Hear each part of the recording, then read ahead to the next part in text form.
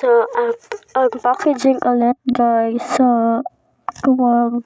So, hi guys. So, magpapackaging muna tayo guys. So, may nagpa-order sa akin yung ano ko, yung pinsan. Yung pinsan ko ay Tagalog din ko. So, ako ay marunong mag-English, marunong mag-Tagalog at marunong mag-Bisaya guys. So, ang ano kasi yan. So, magpackaging na tayo guys. Pero sa isang kondisyon.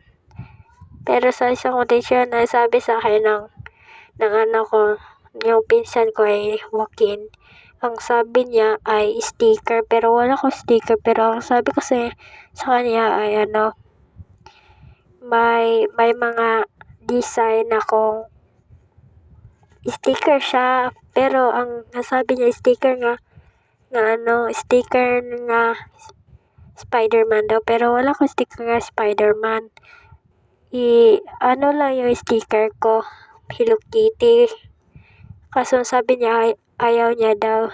Pero ang sabi ko nga na mga na lang, accessories. So, magpackaging na tayo. Sorry guys, nagtatagalog ako sa mga dyan, Amerikano. Sorry talaga. Nagtatagalog kasi ako. Kasi yung English yung English ay siya, medyo hindi ako marunong. Pero yung Bisaya talaga, marunong talaga ako. Kasi Bisaya ako eh. Taga-Agusan ako guys. So mag-decide ako nga magtagalog na lang kasi ang hirap mag-English. Except sa sa Bisaya. So magpackaging na tayo guys kasi malapit na yung oras. Kakain pa naman ako. Wala pa akong tulog. Wala pa akong kain kasi yung homework ko. Hindi pa tapos yung klase namin. Puyat na puyat talaga ako guys.